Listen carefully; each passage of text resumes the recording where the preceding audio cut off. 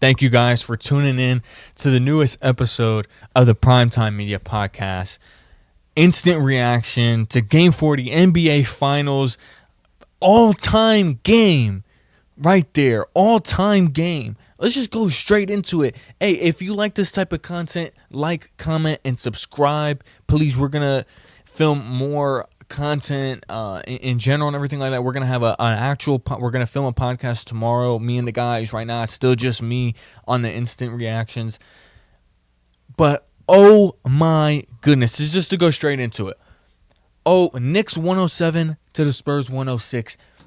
Game-winning shot by OG Anunoby at the end of the game. Walk-off, put-back layup. Oh my gosh, nobody guarded OG on the inbound. And he was able to get a free line to the basket. And essentially, nobody even attempted to box him out. I'm in shock. The game just ended. I'm in shock. This is insane. I've never witnessed this. This is the greatest playoff win of all time. I'm at a loss for words right now. The Knicks came back down 29. That's the largest finals win, comeback win in history. If you watch this game, I genuinely thought snooze fest. The Knicks are going to go down 2-2. And this is a 0-0 series, essentially. That is how the entire game pretty much felt for 2.5 quarters. And it all started in the third. The Spurs went ice cold. They couldn't buy a bucket. They couldn't create for themselves. Bad turnovers, lackadaisical offense. It's like they were just complacent. Like, oh, yeah, we're up. And that's that young mentality. I am truly at a loss for words right now. It's almost like the Spurs found a way to win this game and stopped doing it. They stopped having motion offenses. I feel like at the end of the game, too, I'm kind of jumping all over the place, but my head is kind of spinning right now. That was amazing. At the end of the game, I feel like Wemby didn't touch the ball enough, personally. That's on him, too. He has to be more assertive. He did get the one time where Fox, I'll get into Fox in a second.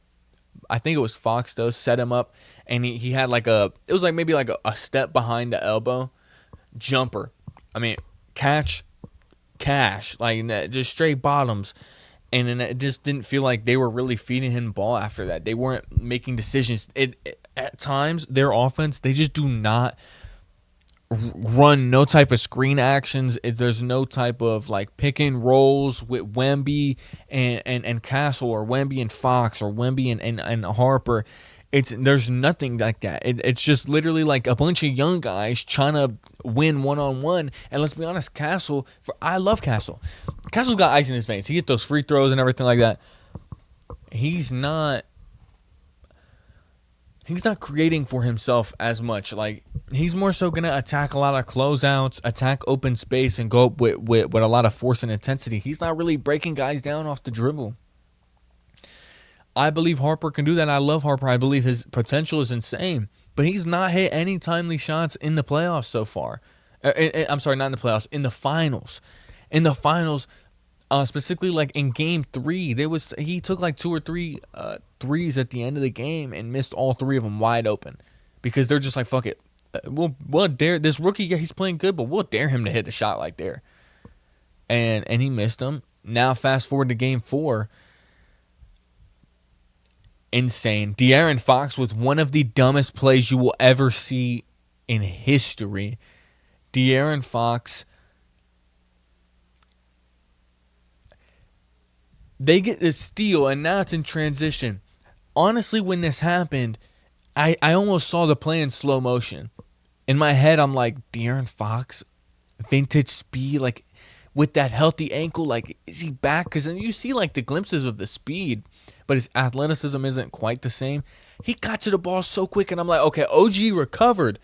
In the moment, I'm like, oh, he's about to dribble the ball out, take a couple seconds off, and even if you don't get a great shot, at least you just killed a bunch of. Nope, he went up for that dumbass shot with 10 seconds left, and fucked up their entire chances to win the game. That genuinely is. I don't want to say that's the reason why they lost the game. They blew a 29-point lead, but at the end of the game, you had an opportunity to win. Your veteran point guard who's supposed to stabilize you in these critical situations, who's supposed to slow the game down when you know you need to slow it down. He blew it. I think the series is over. I predicted the Spurs to win in 6. The series is done.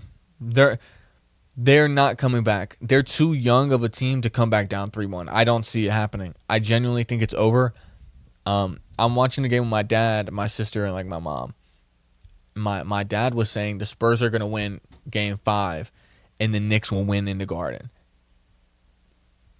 I can see it, but nah. I don't know. I don't know. I genuinely, this is one of the most unique and crazy experiences I've ever seen watching a game. Where in the first half, let's start from the beginning. Cat picks up 2 fouls in the first minute and a half of the game, and he pretty much comes out. Mitchell Robinson is getting cooked.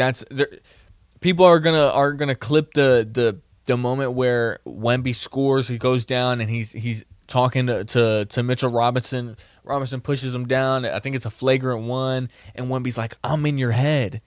People are gonna clip that and be like, he's a fake demon. He's overrated. This is a stain on his legacy. People are gonna take it as much of a runway as they can to slander.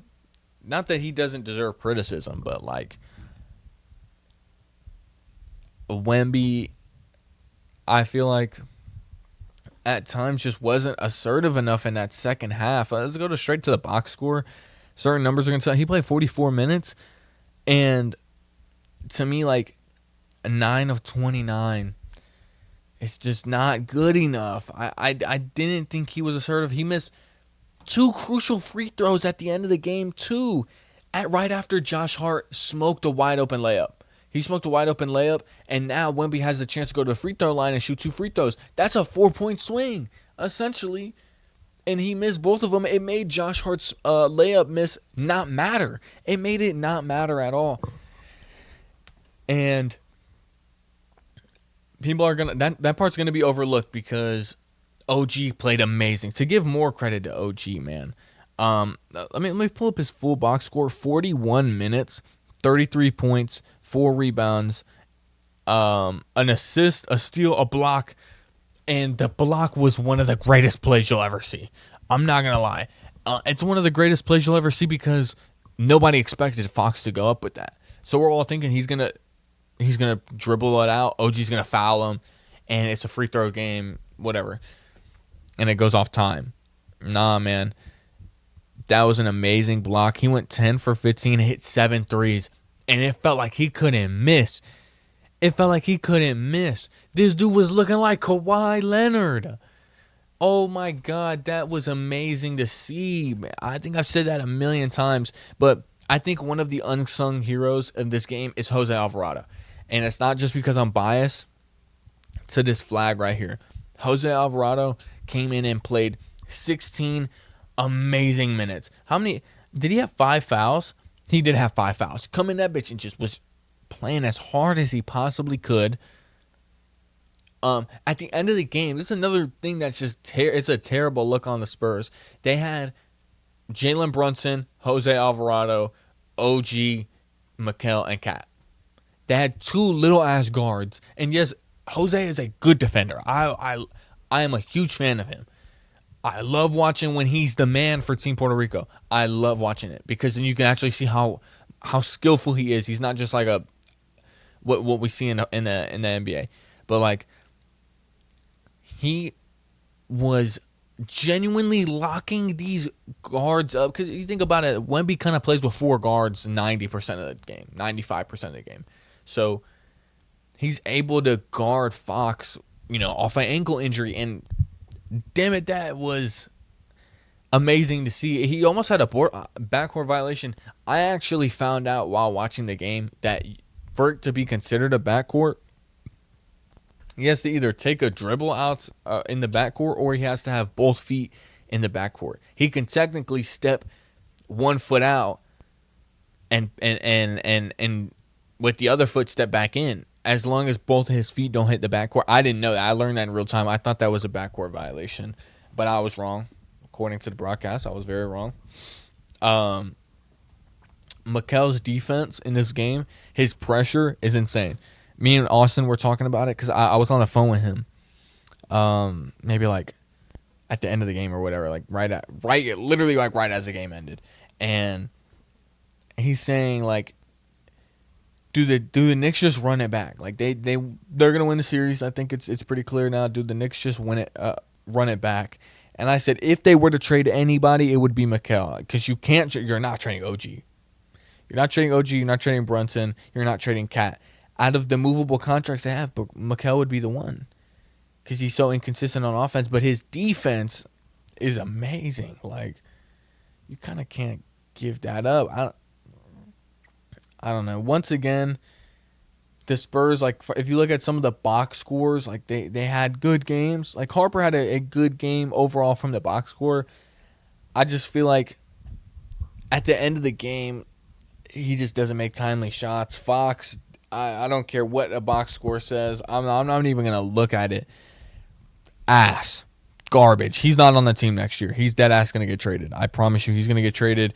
He might end up in Washington, and Trae Young will end up on his team, or somebody's going to end, a different point guard's going to end up on this team, or they're going to get a real power forward. Keldon Johnson is dog shit.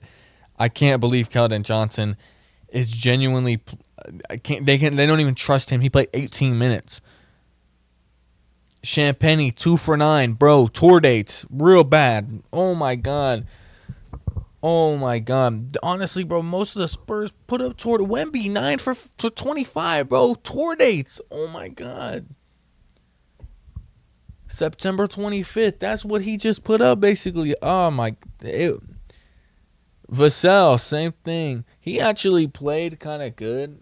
The box score, like, I was at the end of game 3. I was like, why does Vassell only have 4 shot attempts? Like, he needs to be more aggressive. He doesn't have a whole lot of responsibility on offense besides just shooting. They're not asking him to take guys off the dribble. And in this game, he was more aggressive. But I feel like at the end, he just wasn't pulling it. The Knicks defense at the end of the game was amazing. Not only was the Spurs they don't have the personnel to consistently break guys down off the dribble, or even like the offensive mind to like set up plays and everything like that. But at the end of the game, you would expect some of these guys to just at least play better. Man, the Knicks defense was insane down the stretch, and they're just forcing turnovers, bad shots. Ultimately, I do think that the Knicks are going to close it out. They have showed me in every single game they've come back from double digits. In game 1, I think it was 13 points. In game 2, I think it was 16 points. In game 3, they almost came back down 16 again, and they lost.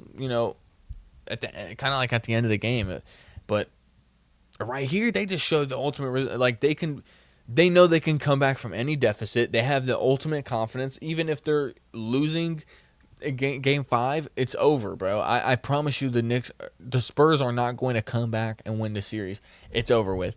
Shout out. I want to say this right now. Shout out to my boy Darren. He works with me. Huge Knicks fan. I think he's on vacation right now. I can't wait to see Buddy when he comes back. Huge Knicks fan. All the way here by the city in Atlanta. Like, well, we're outside Atlanta. But, like, a huge-ass Knicks fan. I know he's going crazy right now. I think I know one other Knicks fan, but, like, nah, he not a real Knicks fan. He don't rep them when they're ass. So, it is what it is. But, hey, look. I don't really have too much else to say. We're going to have a podcast tomorrow. This is just the live instant reactions. Another thing I will say, Mitch Johnson, what was the game plan? Are you going to draw plays to get guys shots? Are you going to What are you going to run at the end of the game to have an offense be able to survive? Cling, Bob, score anything, bro. Score anything. I think the Spurs scored 76 points in the first half. Let me see. Let me just do some quick math real quick. Yes, they scored 76 points in the first half, and they only scored 30 in the second half. In the real quick math. The Knicks outscored the Spurs in the second half 58-30. They scored 28 more points than them in the second half. Insane. Unexcusable. Mitch Johnson needs to be held accountable. He's not going to get fired. Even though damn near this is a fireable offense. I'm not going to lie to you. Blowing the largest lead in finals history, I don't care how young your team is. You can't hold on, even if they make it close. Basketball is a game of runs. At the end of the day, basketball is a game of runs. But you can't hold on to that? You can't hold on to that? Nah. This is definitely a performance that can get a coach fired. I don't think they will because he brought them to the NBA Finals. But you know what? I mean, it's possible. Anything is possible. It's kind of late in the season, though. Guys are getting hired. The draft is kind of on the way, so you're not going to fire a guy right now. And you know what I mean? Like, I think you more so look at Mitch Johnson on the hot seat going into next season because of this. Like, if you don't go far in the playoffs again, or hypothetically next year in the playoffs, you kind of blow a bunch of leads and shit doesn't look good down the stretch, you can look at him then. But I'm a big fan of Mitch Johnson, but this is unacceptable. Absolutely unacceptable. I think as much as we love Wemby, as much as we love the idea of what he can be in terms of like rankings, because his potential is so high in terms of like where he can be all time, or like what players he can surpass potentially. I think we have to just acknowledge, like, he in his first playoff run went to the NBA Finals. If they lose game 5, you get gentlemen swept. Excuse me. You get gentlemen swept, and after having a great playoff run up until this point. However, the players of his status, they get held to a different standard. This is kind of like when LeBron got swept in 2007, or I think a little bit more accurately, this is kind of when they melted down versus the Mavericks in 2011. Now 2011 Bron is so much better than this version of Wemby. Now, hit me in 5 years. The Wemby in 5 years, who knows? He might look like the best player ever, you know, because he kind of looks like that in certain moments now in year 3. But you give him a couple more years. Like, what was that, year 8 for Bron in 2011? Year 8, Wemby might look like the greatest player to ever live. He genuinely might look like the greatest player to ever live. So I think that's a little more accurate, just more so in terms of, I think the team is, on paper, I feel like the Spurs are a better team. I feel like they're a deeper team on paper. It's just when it comes down to it, Keldon, the sixth man of the year, ass. He can't even play 20 minutes in a game like this. They can't rely on him. De'Aaron Fox is a no-show. Harrison Barnes is supposed to be their third guy off the bench. Are we being serious? Let me fix my camera real quick. Harrison Barnes, third guy off the bench. Are we dead ass? In 2026? I'm not jacking that. I'm stealing the lingo. I'm not jacking that. That shit's ass. Fuck no. Look, guys, I really appreciate everybody tuning in. If you like this content, please like, comment, and subscribe. It's all free. You can always unsubscribe at any point. This is D'Angelo. we're gonna record a podcast tomorrow. It's gonna be a longer length podcast, so it might not be uploaded tomorrow, but we'll set it up. It might release on the weekend and whatnot. I'm gonna kind of do maybe some different things on the editing side of it too. Maybe get some short form content out there. Like I said, it's completely free. Subscribe. Like, it pops up on, it's more likely to pop up on your algorithm. It's more likely to pop up on somebody else's algorithm. All just from a like, comment, and subscribe. It might not seem like that, but it all goes such a long way, and we're working on big things. Currently looking at some cameras that we can possibly buy, and right now I'm just using a webcam, but we're gonna figure all that out, at some point. I'm trying to ultimately, that deadline is when the Bears come down to Atlanta, and we want to be able to vlog that and everything, so I got to get an actual camera for that. I know I could use my phone, but I want to be able to have my phone like during the game and shit. I'm gonna be texting so much family and everything like that. So, yeah. Hey, thank you guys so much for tuning in. Anybody that does, whether it's 5 people, whether it's, we had a video that hit like 250 views or 220 views, something like that. It doesn't matter how many people watch this. I'm gonna enjoy making this content, and yeah, at the end of the day, I really appreciate you guys. So